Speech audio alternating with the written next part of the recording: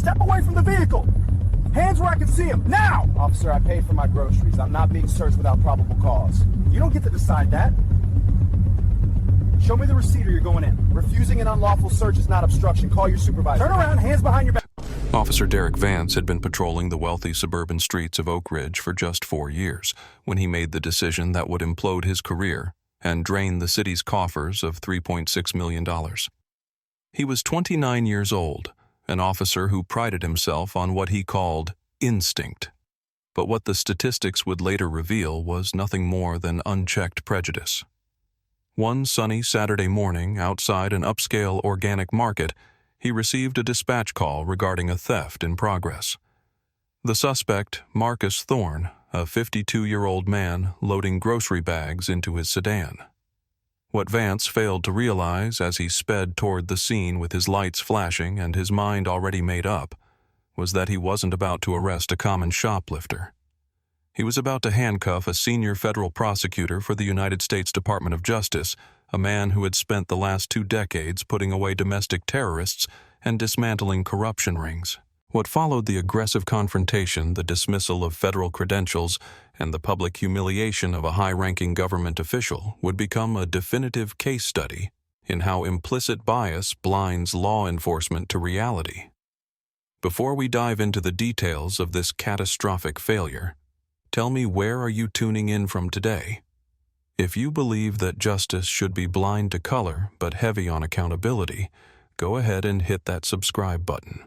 We bring you the stories the mainstream media often glosses over. The Oak Haven Market sits at the intersection of prosperity and exclusivity. It is the sort of establishment where the tomatoes are heirloom, the beef is grass-fed, and the clientele drives German luxury sedans. It was 10:30 a.m. on a bright, cloudless Saturday in May. The parking lot was a gleaming display of wealth filled with retirees and corporate executives running their weekend errands. Inside, the air smelled of roasted coffee beans and fresh-baked artisanal bread. Marcus Thorne was navigating the aisles with the slow, deliberate pace of a man who rarely got a day off. Thorne was a large man standing 6'2" with broad shoulders that filled out his casual weekend attire, a charcoal polo shirt, khaki shorts, and leather boat shoes. To the untrained eye, he was just another middle-aged shopper inspecting the marbling on a ribeye steak. But Marcus Thorne was anything but ordinary. For 25 years, Thorne had served the federal government. He began his career in the Civil Rights Division before moving to the Organized Crime Strike Force. He was currently a lead assistant U.S. attorney, a title that carried immense weight in the federal courthouses of the district. He was the man who signed off on wiretaps. He was the strategist who guided grand juries. His colleagues knew him as the Hammer, a prosecutor who was meticulous, brilliant, and unyielding when it came to the law. On this particular Saturday, however, he was just Marcus looking for ingredients for his wife's birthday dinner. He wasn't armed. He wasn't wearing a suit. He was simply a black man in an affluent neighborhood taking his time to select the best bottle of Cabernet. He had done nothing to draw attention to himself other than existing in a space where some people felt he didn't belong. And unfortunately for Thorne, the person watching the security monitors that morning was Brad Miller. Brad Miller was 34 years old, the store manager of Oak Haven Market. He had been transferred from a branch in a rougher part of the city 3 months prior, and he brought his paranoia with him. Miller was the type of manager who shadowed customers he deemed risky, a term that in his practice almost exclusively applied to young people and minorities. He stood in the elevated office overlooking the sales floor, his eyes glued to the CCTV monitor displaying aisle 4. He watched Thorne pick up a bottle of wine, read the label, and place it in his cart. He watched him compare 2 packages of steaks. To a rational observer, this was shopping. To Brad Miller, whose worldview was filtered through a lens of suspicion, this was casing. He saw a black man in casual clothes handling expensive merchandise and assumed the worst. He convinced himself that Thorne was looking for security tags or waiting for a blind spot to slip items into a coat, despite the fact that Thorne wasn't wearing a coat. Miller watched for another 15 minutes, his anxiety building on a foundation of nothing. When Thorne finally headed to the checkout lane, Miller didn't see a paying customer. He saw a scam artist potentially pulling a switch or using a stolen card. Thorne paid for his groceries $240 worth of meat produce and wine using his debit card. The transaction cleared instantly. He bagged his own groceries, placed them in the cart, and began walking toward the automatic doors. Miller, however, wasn't satisfied. He felt a nagging urge to be the hero to protect his store from the phantom crime he had invented in his head. He grabbed the phone and dialed the police non-emergency line, but his voice carried the urgency of a bank robbery. "This is the manager at Oakhaven Market. I have a suspect here who I believe shoplifted several high-value items. He's leaving the store now." The dispatcher asked the standard questions. "Did you see him take the items? Do you have visual confirmation of theft?" Miller hesitated, then doubled down. "He was acting very suspicious, handling expensive wine and steaks. I'm pretty sure he slipped something into his waistband. He's aggressive too. I didn't want to confront him inside." Description: black male, 50s, large build, gray polo. He's heading to the parking lot. You need to send someone fast. The call was logged. A theft in progress. A potentially aggressive suspect. The dispatch went out and Officer Derek Vance responded. "Do you think store managers should face personal liability for making false reports based on hunches? Let me know your thoughts in the comments." Officer Derek Vance was nearby, idling in a speed trap zone just 3 blocks away. Vance had joined the force 4 years ago, bringing with him an attitude that many veteran officers found exhausting. He was young, ambitious, and deeply invested in the idea of proactive policing. To Vance, everyone was guilty of something. It was just a matter of finding out what. His personnel file was a minefield of red flags that the department had adeptly stepped around. 7 complaints in 4 years. 5 of them involved allegations of racial profiling. In one instance, he had detained a black real estate agent for trespassing at a house she was showing. In another, he had pulled over a Latino surgeon for a defective taillight that was perfectly functional, extending the stop to 40 minutes to run a drug dog around the car. Each time, the Internal Affairs Division had cleared him. Exonerated, or unfounded, were the stamps on his file. His supervisors, mostly older men who came from a different era of policing, viewed Vance as a hard charger. They wrote in his evaluations that he was enthusiastic and driven, ignoring the clear pattern of bias that dictated who he chose to stop and who he chose to let go. Vance believed he had a 6th sense for criminals. When the call came in about a black male shoplifting at Oakhaven Market, Vance didn't need to hear the details. The narrative was already complete in his mind. He hit the lights and sirens cutting through Saturday morning traffic, adrenaline flooding his system. He wasn't going to Oakhaven to investigate. He was going to make an arrest. He pulled into the parking lot at 10:48 a.m., screeching his tires slightly for effect. He scanned the lot and saw the suspect immediately. Marcus Thorne was standing by the open trunk of his silver sedan, calmly placing a brown paper grocery bag inside. To Vance, the calmness was an act. The nice car was probably bought with drug money. The groceries were the fruit of a crime. Vance slammed his cruiser into park, blocking Thorne's vehicle from behind. He exited the car, hand hovering near his holster, his posture aggressive and commanding. He didn't walk. He marched. Thorne looked up as the cruiser blocked him in. He had been a federal prosecutor long enough to know how police stops worked, and he knew immediately that this was not a standard encounter. He saw the officer's body language, the squared shoulders, the hand near the weapon, the lack of a notepad. Thorne placed the last bag in the trunk and turned to face the officer, keeping his hands visible and empty. He remained perfectly still. "Step away from the vehicle," Vance shouted, closing the distance rapidly. "Back away now." Thorne didn't flinch. He spoke in the measured baritone voice that had silenced courtrooms for decades. "Officer, can I help you with something?" "I said step away from the car, you're detained." Vance stopped 5 feet away, his chest heaving slightly, looking for a reason to escalate. "Detained for what?" Thorne asked, his voice steady. I'm loading my groceries. We got a call. Shoplifting. Match your description. Vance pointed a finger at Thorne's chest. I need to see a receipt for those bags. Now. This is the moment where knowledge of the law changes the dynamic. A layperson might have panicked, might have fumbled for the receipt just to make the officer go away. But Marcus Thorne knew the Fourth Amendment inside and out. He knew that in the United States, a police officer cannot demand to search your personal property, and bagged groceries are personal property, without reasonable suspicion or probable cause. An anonymous call from a manager did not constitute probable cause to search a citizen who had left the store and was at his private vehicle. Officer, Thorne said, locking eyes with Vance. I purchased these items. I have committed no crime. You do not have probable cause to search my vehicle or my person based solely on a phone call.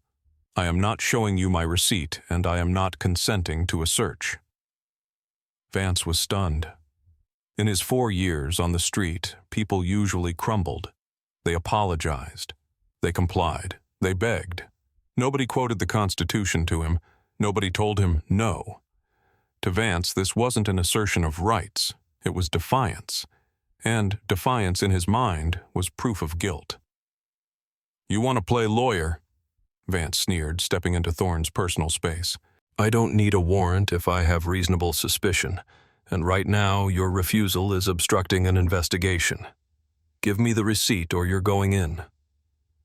Refusing an unlawful search is not obstruction. Thorne corrected him, his tone hardening. And I am not playing lawyer. I am advising you that you are on the verge of violating my civil rights. I suggest you call your supervisor. Vance's face flushed red. The store manager, Brad Miller, had come out to the sidewalk, watching with a smug expression, arms crossed. A small crowd of shoppers had gathered. Phones were coming out. Vance felt the pressure. He couldn't let this guy talk down to him. He couldn't lose face. Turn around, Vance barked. Hands behind your back. For what charge? Thorne demanded, though he didn't resist as Vance grabbed his wrist. Theft, obstruction, resisting. Take your pick. I am not resisting, Thorne announced loudly, addressing the witnesses and the cameras. I am complying with a physical arrest, though it is unlawful. I am Marcus Thorne, Assistant United States Attorney. This officer is arresting me without cause. Vance paused for a split second at the words, United States Attorney, but his bias quickly overwrote the data. There was no way this guy in shorts and a polo stealing steaks was a federal prosecutor. It was a lie. A bluff. Yeah, and I'm the director of the FBI, Vance scoffed. Shut up and turn around. Thorne knew he had one card left to play before the cuffs went on. My credentials are in my back pocket. Wallet, right side. Check them. I am a federal prosecutor. If you put those cuffs on me, you are ending your career. Vance laughed. It was a cold, dismissive sound. He didn't reach for the wallet. He didn't check. He twisted Thorne's arm behind his back with unnecessary force, leveraging the older man's shoulder joint until Thorne grimaced in pain.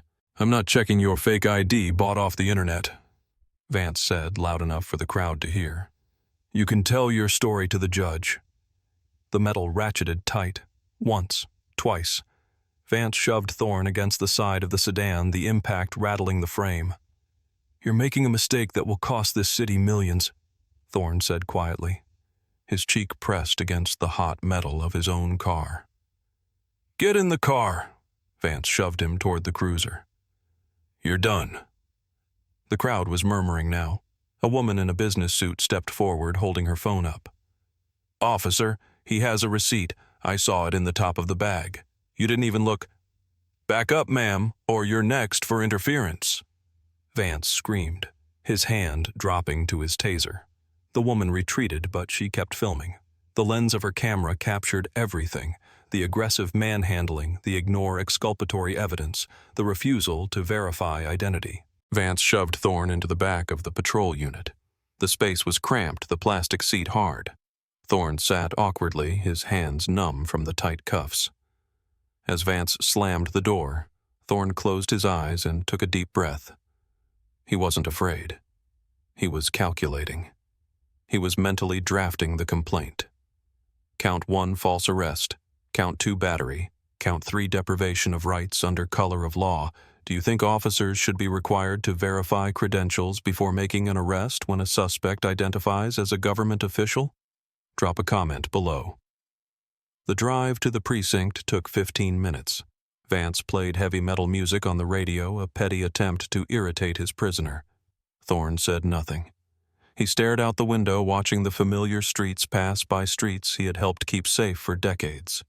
He memorized the time. He memorized the route. He memorized the officer's badge number, 4922. When they arrived at the precinct, Vance yanked Thorne out of the car. He paraded him through the sally port and into the booking area, feeling a surge of triumph. He had caught the big fish, the arrogant thief who thought he could outsmart the police. They walked into the main processing room. The Saturday shift was busy. Officers were typing reports. A drunk driver was singing in a holding cell. At the high desk sat the watch commander, Sergeant Thomas O'Malley. O'Malley was 58 years old, a 30-year veteran who had seen it all. He was drinking coffee and reviewing a shift log when Vance walked in with his prisoner. "Got a shoplifter from Oak Haven," Vance announced proudly.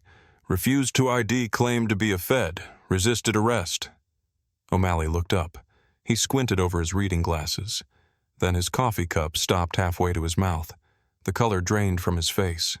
He stood up slowly, his chair scraping loudly against the floor. "Vance," O'Malley said, his voice trembling slightly. "Who is that suspect? Marcus Thorne.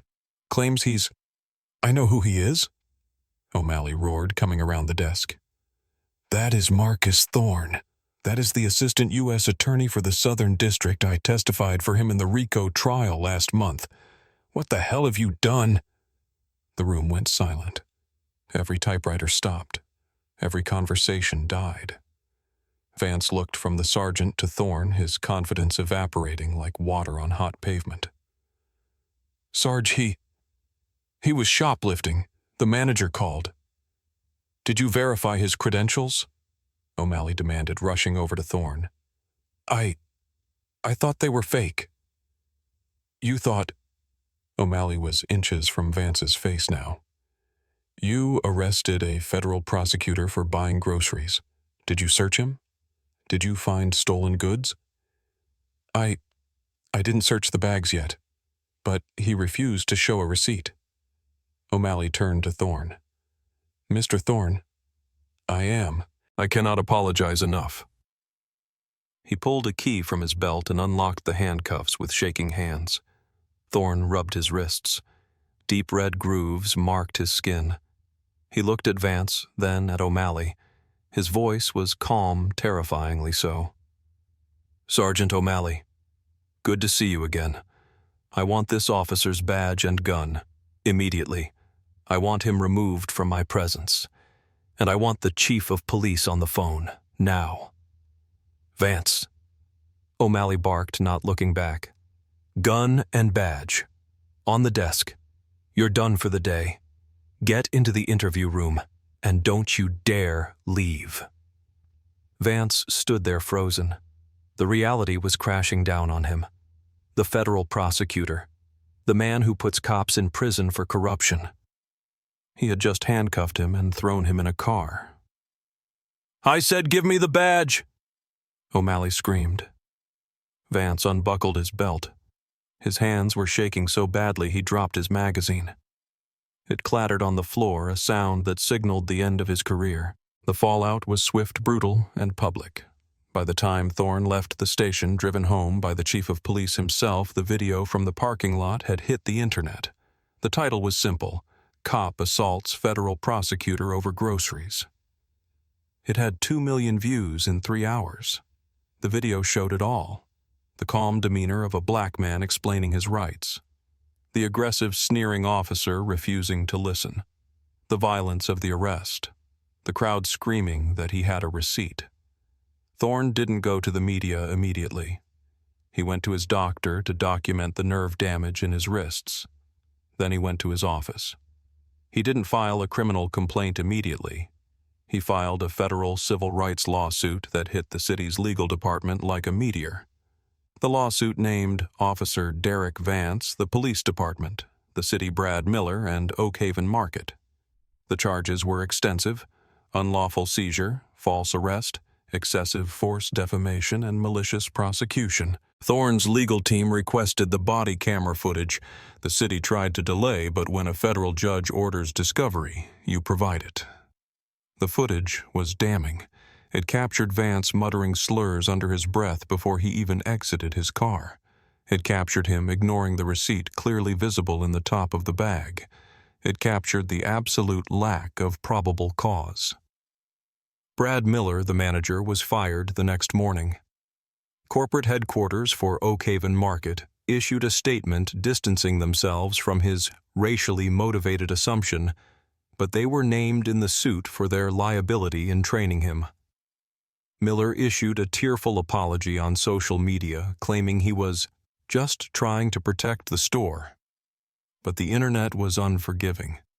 His career in retail management was over. But the focus remained on Derek Vance and the department that enabled him.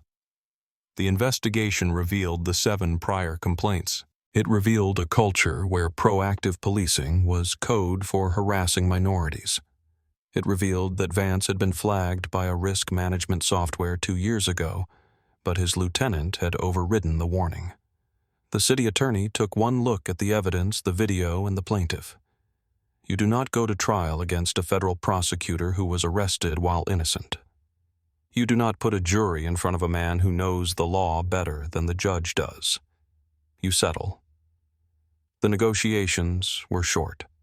Thorne wasn't interested in a quick payout. He wanted structural change. But the damages were undeniable. The reputational harm, the physical injury, the violation of constitutional rights. The city agreed to pay $3.6 million. It was one of the largest settlements for a single arrest in the state's history. But Thorne didn't stop there.